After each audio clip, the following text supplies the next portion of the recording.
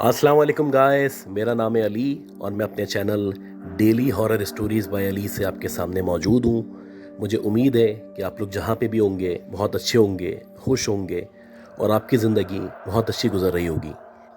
अगर आप उन लोगों में शामिल हैं जिन्होंने अब तक मेरे चैनल को सब्सक्राइब नहीं किया तो प्लीज़ सब्सक्राइब कर लें, और अगर आप सब्सक्राइब कर चुके हैं तो इन वीडियोज़ को हमेशा लाइक किया करें। आपका एक लाइक मेरे लिए बहुत ज़्यादा इम्पॉर्टेंट है। अगर आपको ये ऑडियोज़ अपलोड्स पसंद आती हैं तो आई रिक्वेस्ट यू कि आप अपने सर्कल में भी शेयर करें। और मैं बहुत शुक्रिया अदा करता हूँ कि आप लोग शुरू से मेरे साथ हैं, इंटैक्ट हैं, मुझे सपोर्ट करते हैं। ग्रेजुअली जैसे ही आपको टाइम मिलता है आप मेरी स्टोरीज़ को सुनते हैं और अप्रिशिएट करते हैं। ये जो अप्रिसिएशन है ये मेरा हौसला बढ़ाती है और मैं इस यकीन के साथ कि हर आने वाले दिन के साथ साथ हम लोग मज़ीद ग्रो करेंगे, मज़ीद आगे बढ़ेंगे और मैं हमेशा आपका एहसानमंद रहूँगा। अगर आप अपनी स्टोरीज़ को शेयर करना चाहते हैं आप व्हाट्सएप कर सकते हैं, ईमेल कर सकते हैं या अपनी आवाज़ में रिकॉर्ड करके भेज सकते हैं। जैसे भी आपको फिजिबल लगे आप अपनी स्टोरीज़ को शेयर करें। आपका स्टोरीज़ का शेयर करना मेरे लिए बहुत ही इंपॉर्टेंट है। गाइस, आज की जो पहली स्टोरी है ये स्टोरी हमें दिलावर खान साहब ने सुनाई है और ये बेसिकली एक इलाका है नॉर्थ नाज़िमाबाद। वहाँ पे एज चौकीदार या वॉचमैन के काम किया करते हैं। ये बताते हैं कि बुनियादी तौर पे जो इनका ताल्लुक़ है वो खैबर पख्तूनख्वा से है, यानी कि KPK से है। पहले ये वहीं पे चौकीदार की नौकरी किया करते थे, लेकिन एक दो वाक़यात इस तरह के थे जिसकी वजह से इनको अपना गांव, अपना एरिया, अपना शहर छोड़ना पड़ा। उसके बाद ये कराची आ गए और यहाँ पे आके अपनी जॉब स्टार्ट कर दी। मैंने इनसे जब डिटेल्स पूछी कि क्या वजूहत थी कि आपको यहाँ पे आना पड़ा, तो इनकी जो स्टोरी थी वो बड़ी स्ट्रेंज स्टोरी थी, बड़ी मिस्टीरियस स्टोरी थी और एक तरह से नाकाबिल यकीन स्टोरी थी। मैं कोशिश करूँगा इनकी ही ज़बानी आपको ये स्टोरी बता सकूँ। मेरा नाम दिलावर खान है और मैं पिछले 20 साल से चौकीदारी के पेशे से वाबस्ता हूँ। अब से कुछ साल पहले तक मैं अपने गांव में यानी कि KPK में सवात के एरिया में चौकीदार की नौकरी किया करता था। ये जो मेरी चौकीदारी थी ये बेसिकली एक डिपार्टमेंटल स्टोर था, उसकी चौकीदारी थी और मुझे ये टास्क दिया गया था कि रात के टाइम में आपको यहाँ पे चौकीदार की नौकरी अंजाम देनी है। मेरी जो वर्किंग टाइमिंग्स थी वो रात के 8 बजे से सुबह के 8 बजे तक थी और मैं इस डिपार्टमेंटल स्टोर से तकरीबन 4 से 5 किलोमीटर दूर रहा करता था। अब हम क्योंकि गांव से ताल्लुक़ रखते हैं तो हम लोग जिस्मानी तौर पे बहुत ताकतवर हुआ करते हैं, बहुत जफाकश होते हैं और चलने से, फिरने से, मेहनत करने से या ख़ास तौर पे पहाड़ों पे चढ़ने से या पहाड़ों से उतरने से हमें कभी भी घबराहट महसूस नहीं होती। अब जो मेरा घर था उस घर से जो मेरा ऑफिस था या मेरी जो जॉब थी वहाँ का जो डिस्टेंस था वो तकरीबन 4 किलोमीटर का था और मैं यूजुअली पैदल आया करता था, पैदल जाया करता था। रास्ते में एक छोटा सा जंगल नुमा जगह आती थी और उसके साथ एक ऐसी जगह मौजूद थी जहाँ से पहाड़ी नीचे की तरफ जा रही थी, यानी कि रास्ता नीचे की तरफ उतरा करता था। अब क्योंकि हम लोग शुरू से इसी एरिया में रहते हैं, ये हमारा शहर है, हमारा गांव है, हमारा एरिया है, तो इसके चप्पे चप्पे से हम लोग वाकिफ़ हैं। हमें पता है कि कब कहाँ से जाना है तो जल्दी पहुँचेंगे, कौन सा रास्ता लेना है और क्या तरीका अपनाना है। ऐसे ही एक रात थी और मुझे अपने दफ्तर के लिए या अपनी चौकीदारी के लिए काम पे जाना था और जब मैं निकलने वाला था तो मेरी आदत थी कि तकरीबन 1.5 घंटा पहले मैं घर से निकलता। आम तौर पे पैदल चलता चलाता वहाँ पे पहुँच जाता। कभी कभी ऐसा भी होता कि कोई मुझे मिल जाता, वो वहीं जा रहा होता, बाइक पे छोड़ देता या मेरा रास्ता आसान हो जाता। खैर, जब मैं अपने घर से निकला तो 1.5 घंटा बाकी था और मुझे यकीन था कि मैं टाइम पे पहुँच जाऊँगा। जैसे ही मैं निकला उस वक्त हल्की हल्की फुहार हो रही थी। आपको पता है कि जो पहाड़ी इलाके होते हैं यहाँ पे पता नहीं चलता, एकदम से बारिश शुरू हो जाती है, एकदम से सर्दी में इजाफा हो जाता है, एकदम से बर्फ़ गिरने लगती है। तो वैसे ही हुआ कि जब मैं निकला तो हल्की हल्की बारिश का मौसम था, लेकिन जैसे ही 15-20 मिनट गुजरे तो शदीद बारिश होने लगी और बारिश के साथ साथ ज़ालाबारी होने लगी। अब मुझे अंदाज़ा हो चुका था कि बारिश शुरू हो गई है, ऊपर से ओले पड़ रहे हैं, तो अब या तो लैंडस्लाइडिंग होगी या ट्रैफिक जैम हो जाएगा। जो भी बारिश के बाद मामलात पहाड़ी इलाकों में हुआ करते हैं वो सब होंगे और एक तरह से मेरा टाइम पे पहुंचना मुश्किल हो जाएगा। میں نے یہ سوچا کہ جو پہاڑ والا راستہ ہے جو کہ تھوڑا سا شارٹ کٹ راستہ ہے، حالانکہ رات میں وہاں پہ جانا ٹھیک نہیں تھا. عام طور پہ وہاں پہ جنگلی جانور ہوا کرتے ہیں یا اس طرح کی دیگر کریچرز ہوا کرتی ہیں جو آپ کو نقصان پہنچا سکتی ہیں. لیکن کیونکہ مجھے لگ رہا تھا کہ میں ٹائم پہ نہیں پہنچ پاؤں گا، تو میں نے یہ سوچا کہ جو پہاڑ والا راستہ ہے جو شارٹ کٹ ہے تو وہاں سے چلا جاتا ہوں، کیونکہ ہمیں پہاڑی پہ چڑھنے کی یا پہاڑی سے اترنے کی عادت ہوا کرتی ہے اور ہم لوگ عام طور پہ آسانی سے پہاڑوں پہ چڑھ جاتے ہیں یا اتر جاتے ہیں. اب شدید بارش تھی، اولے گر رہے تھے، اور اس صورتحال میں مجھے شارٹ کٹ راستے سے اپنے آفس یا اپنے ڈپارٹمنٹل اسٹور پہنچنا تھا. جیسے جیسے میں نے پہاڑ پہ چڑھنا شروع کیا ویسے ویسے مجھے لگنے لگا کہ میرا پہاڑ پہ چڑھنا مشکل ہوتا چلا جا رہا ہے، کیونکہ مسلسل اولے پڑ رہے تھے، پانی نیچے آ رہا تھا. خیر میں ہمت کر کے آگے بڑھتا رہا، اور تقریباً 15 سے 20 منٹ تک جب میں پہاڑ پہ چڑھ چکا تو مجھے یقین ہونے لگا کہ اب میں خیریت سے اوپر پہنچ جاؤں گا اور میرا راستہ اسی ٹائم کے اندر کور ہو جائے گا جس ٹائم کے اندر مجھے پہنچنا تھا. یہ بتاتے ہیں کہ جیسے جیسے میں اوپر چڑھ رہا تھا ویسے ویسے ایک دم سے پتہ نہیں کیا ہوا، میرا پاؤں سلپ ہوا، اور جیسے ہی میرا پاؤں سلپ ہوا تو ایک دم سے میرا بیلنس خراب ہوا، اور جب میرا بیلنس خراب ہوا تو اس کے بعد مجھے کچھ یاد نہیں ہے. میں نیچے کی طرف آیا، پتہ نہیں کہاں سے ٹکرایا، کہاں مجھے چوٹ لگی، میں ایک دم سے بے ہوش ہو گیا. اب جب میری آنکھ کھلی تو میں نے اپنے آپ کو درختوں کے بیچ میں پایا، اور مجھے اندازہ ہو رہا تھا کہ اللہ نے شاید مجھے بچا لیا ہے، ورنہ عام طور پہ اگر آپ پہاڑ سے سلپ ہوں تو آپ کے بہت کم چانسز ہوتے ہیں کہ آپ بچ سکیں. خیر میں نے جب غور کرنا شروع کیا تو ہلکی ہلکی سی چوٹیں، خراشیں مجھے لگی ہوئی تھیں. بارش مکمل طور پہ رک چکی تھی. اب میں نے ہاتھ مار کے اپنے موبائل کو دیکھنا شروع کیا، کیونکہ میں چاہتا تھا کہ موبائل میرے ہاتھ میں آئے تو میں لائٹ جلا کے آگے پیچھے کا جائزہ لے سکوں. اسی دورانیے میں مجھے پتہ چلا کہ جو میرا موبائل ہے شاید جب میں گرا تھا تو میری جیب سے نکل کے وہ کہیں اور جا کے گر گیا ہے. یعنی کہ میرے پاس کوئی ایسی چیز موجود نہیں تھی کہ اس کو جلا کے میں سمجھ سکوں کہ میں کہاں پہ ہوں. اب یہ پورا علاقہ ہمارا دیکھا ہوا تھا، لیکن ابھی اس وقت میرا دماغ کام نہیں کر رہا تھا، میری سمجھ نہیں آ رہا تھا کہ میں کہاں پہ ہوں. شاید مجھے جو چوٹیں لگی تھیں ان کا اثر اتنا زیادہ تھا کہ میں تکلیف میں تھا اور میرا ذہن پراپرلی کام نہیں کر رہا تھا. خیر جیسے تیسے میں اٹھ کے بیٹھا، اپنے آپ کو تھوڑا سا سمجھانے کی کوشش کی، اپنے سر پہ مساج کرنا شروع کیا. جیسے جیسے میں اپنے سر پہ مساج کر رہا تھا ویسے ویسے بتدریج میری طبیعت بہتر ہوتی چلی جا رہی تھی. ابھی میں اپنے سر پہ مساج ہی کر رہا تھا کہ ایک دم سے مجھے ایسا لگا کہ یہ جو سامنے کی طرف درخت ہیں وہاں پہ کوئی موومنٹ ہوئی ہے. جیسے ہی مجھے موومنٹ محسوس ہوئی تو میں فوراً سے الرٹ ہو گیا، کیونکہ عام طور پہ اس راستے میں بھیڑیے، گیدڑ یا شیر وغیرہ موجود ہوتے ہیں. میں جب اٹھ کے بیٹھا تو مجھے محسوس ہونے لگا کہ یہ کوئی شیر گیدڑ وغیرہ نہیں ہے، بلکہ شاید کوئی عورت ہے یا کوئی لڑکی ہے جو درختوں کی جھرمٹ میں ایک ٹیلے کے اوپر یا ایک پتھر کے اوپر بیٹھی ہوئی ہے. اس کے جسمانی خد و خال سے نمایاں ہو رہا تھا کہ وہ ایک عورت ہے، اور اس کے جو بڑے بڑے بال تھے وہ پیچھے گرے ہوئے تھے. خیر جب میں نے اس عورت کو دیکھا تو میں نے سوچا کہ تھوڑا سا آگے بڑھوں، ہو سکتا ہے یہ میری مدد کر سکے، یہ یہیں کہیں پہ رہتی ہو. اور جب میں اس کے قریب گیا تو جیسے ہی میں اس کے قریب گیا تو میں اس کو دیکھتا ہی رہ گیا. وہ جو عورت تھی وہ بیسیکلی عورت نہیں تھی، بڑی کوئی حسین و جمیل لڑکی تھی، بہت ہی خوبصورت لڑکی تھی، اور دیکھنے سے لگ ہی نہیں رہا تھا کہ ہمارے گاؤں کی یا ہمارے ایریے کی کوئی لڑکی ہے. وہ بہت زیادہ تیار ہوئی ہوئی تھی، اس نے باقاعدہ ایسا لگ رہا تھا جیسے دلہن کے کپڑے پہنے ہوئے. آہستہ آہستہ کر کے میں نے اس کو اوپر سے نیچے کی طرف دیکھنا شروع کیا. سب سے پہلے میں نے دیکھا کہ وہ بہت زیادہ تیار ہوئی ہوئی ہے، اس نے دلہن کے کپڑے پہنے ہوئے ہیں، اس کے ماتھے پہ ایک جھومر موجود ہے، اس کا جو چہرہ ہے وہ بہت کھلا کھلا ہے، بہت پرنور چہرہ ہے، اور ایسا لگ رہا ہے جیسے دنیا جہاں کا حسن اس ایک چہرے میں سما چکا ہے. جب میں نے اس کے ماتھے کے بعد اس کی آنکھوں کو دیکھا تو اس کی جو آنکھیں تھیں وہ بہت ہی پیاری، بہت ہی خوبصورت آنکھیں تھیں اور کلرڈ آئیز تھیں.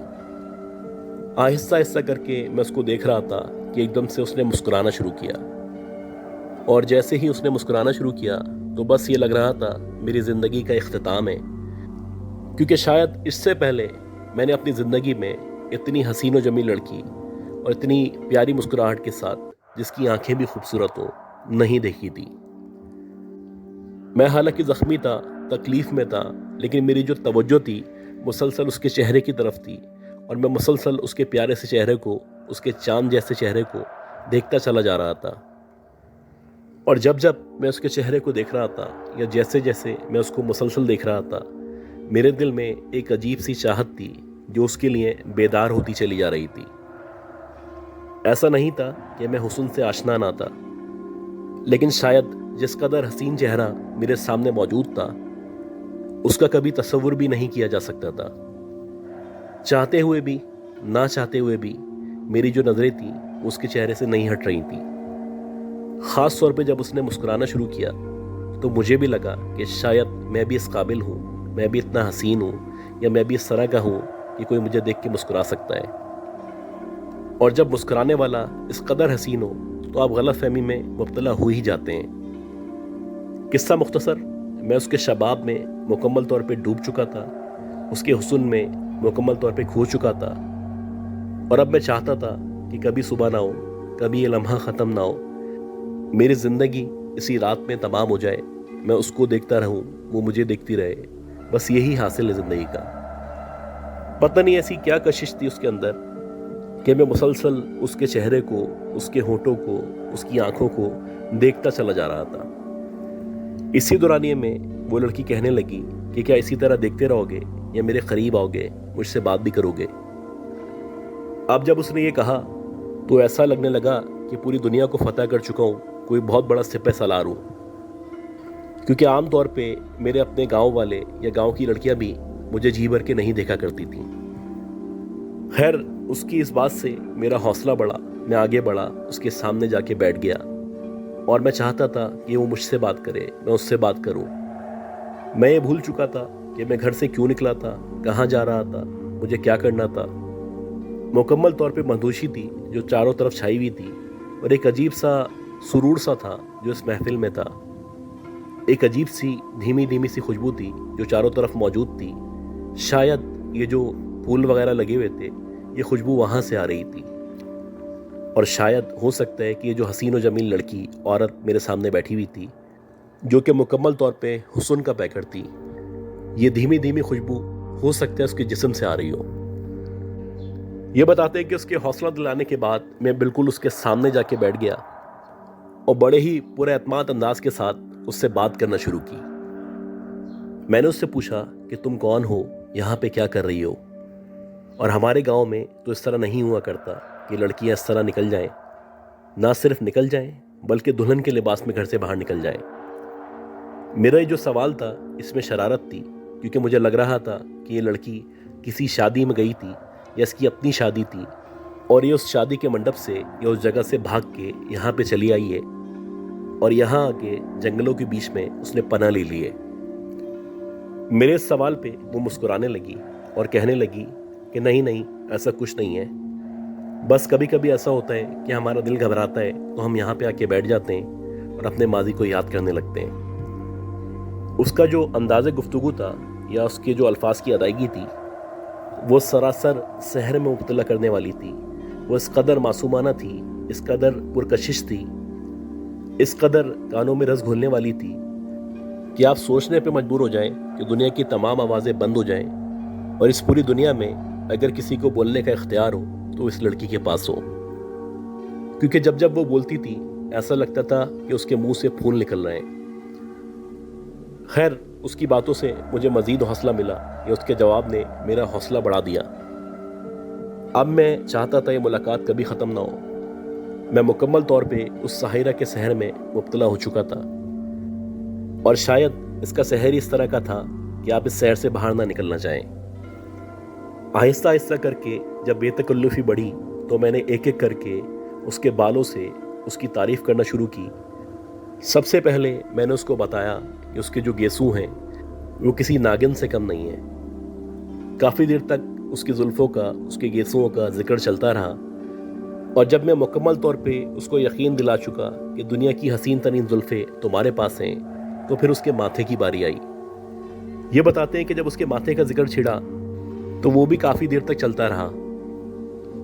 کچھ دیر بعد جب اس کی آنکھوں کی باری آئی تو اس کی آنکھیں تو جھیل سی تھیں، اور میں نے اس کو بتا دیا کہ تمہاری جو آنکھیں ہیں یہ جھیل جیسی آنکھیں ہیں اور یہ اس قدر گہری ہیں کہ اگر کوئی ان میں ڈوب جائے تو وہ پوری زندگی باہر نہیں نکل سکتا، اور اگر شاید میں اپنی بات کروں تو میں نکلنا بھی نہیں چاہوں گا۔ کون بد نصیب ہوگا جو ان جھیل جیسی آنکھوں میں ڈوبنے کے بعد باہر آئے گا۔ اسی طرح باری باری اس کے رخسار کا ذکر کیا اور آگے بڑھتا چلا گیا۔ آج مجھے لگ رہا تھا کہ میں نہیں ہوں، میرے اندر کوئی اور آ چکا ہے۔ مکمل طور پہ آہستہ آہستہ کر کے اس کے پورے جسم کی تمام خد و خال کی تعریف کرتا چلا گیا، اور بالآخر جب اس کے پاؤں کا نمبر آیا تو اس سے پہلے کہ میں کچھ بولتا تو وہ کہنے لگی کہ تم نے جو بھی تعریف کی ہے وہ بہت اچھی تعریف ہے، اور مجھے اچھا لگا کہ تم میرے بارے میں اس طرح کی باتیں کر رہے ہو۔ کیا ہی اچھا ہوتا کہ تم میرے پاؤں کے بارے میں بھی کوئی ذکر کرتے، کوئی تعریف کرتے کہ جس کو سننے کے بعد مجھے یقین ہو جاتا کہ میں اس دنیا کی سب سے حسین ترین عورت ہوں یا لڑکی ہوں، اور میرے جسم کے ایک ایک حصے میں وہ تمام خصوصیات اور خوبیاں موجود ہیں جو شاید اس دنیا میں کسی اور عورت کے اندر موجود نہ ہو۔ میں نے اس کو کہا کہ کیوں نہیں، مجھے یقین ہے کہ تمہارے جو پاؤں ہیں وہ بھی دنیا کے حسین و جمیل پاؤں ہوں گے، کیونکہ تم نے ان کو جو ڈھانپ کے رکھا ہے یا اب تک چھپا کے رکھا ہے اس کی وجہ یہی ہے کہ اگر کوئی تمہارے پیر بھی سب سے پہلے دیکھ لے گا تو اس کا عشق پیروں سے بھی شروع ہو سکتا ہے۔ یہ سننے کے بعد وہ مسکرائی اور مسکراتے مسکراتے کہنے لگی کہ تم میرے پاؤں کو دیکھنا چاہو گے، اور اس کے اس سوال کے جواب میں نے اس کو کہا کہ کون بدبخت بد نصیب آدمی ہوگا جو تمہارے جسم کو یا تمہارے پاؤں کو دیکھنا نہ چاہے گا۔ جیسے ہی میں نے یہ کہا وہ مسکراتے مسکراتے اس نے آہستہ آہستہ کر کے اپنے پاؤں دکھانا شروع کیے، جو کپڑے ان پہ پڑے ہوئے تھے ان کو ہٹانا شروع کیا، ان کو اوپر کرنا شروع کیا۔ یہ بتاتے ہیں کہ جیسے ہی اس نے آہستہ آہستہ کر کے اپنے کپڑے اوپر کرنا شروع کیے اس کے پاؤں نظر آنا شروع ہوئے، تو میں دیکھ کے حیران رہ گیا کہ اس کے جو پاؤں تھے وہ الٹے پاؤں تھے، ریورس فیٹ تھے۔ اس کی جو انگلیاں تھیں وہ بیک سائڈ پہ تھیں اور اس کی جو ایڑی تھی وہ فرنٹ سائڈ پہ تھی۔ اس کے پاؤں دیکھنے کے بعد مجھے اندازہ ہو رہا تھا کہ میں کس مشکل میں یا کس مصیبت میں پھنس چکا ہوں۔ میرے سامنے جو موجود ہے، جس کے میں حسن کے چرچے کر رہا تھا، ایک ایک اعضاء کی ہر جگہ کی تعریف کر رہا تھا، اور جس کے سحر میں مکمل طور پہ ڈوبا ہوا تھا، وہ ایک نارمل عورت نہیں ہے، وہ ایک نارمل حسین و جمیل لڑکی نہیں ہے، وہ ایک چڑیل ہے جس کے سامنے میں بیٹھا ہوا ہوں اور جس کے حسن کی میں تعریف کر رہا ہوں۔ اس کے بعد مجھے کچھ یاد نہیں ہے، میں بہت زور سے چیخا اور میں بے ہوش ہو گیا۔ اب کی بار جب میری آنکھ کھلی تو میرے سراؤنڈڈ کوئی لڑکی نہیں بیٹھی ہوئی تھی، کوئی جنگل نہیں تھا، بہت سارے لوگ تھے، بلکہ گاؤں والے تھے جو میرے قریب کھڑے ہوئے تھے اور مجھ پہ مسلسل پانی ڈال رہے تھے۔ خیر جب مجھے ہوش آیا تو میں روڈ پہ لیٹا ہوا تھا اور 8-10 لوگ میرے قریب و جوار میں موجود تھے۔ صبح کے تقریباً 10 بجے کا ٹائم تھا، میرے پاس میرا موبائل موجود نہیں تھا۔ خیر جیسے ہی میں ہوش میں آیا، گاؤں والے یا علاقے والے مجھے پہچان چکے تھے، اور جیسے تیسے کر کے ان لوگوں نے مجھے گھر پہنچایا۔ جب میں گھر پہنچا تو مجھے 8 سے 10 دن تک شدید بخار رہا۔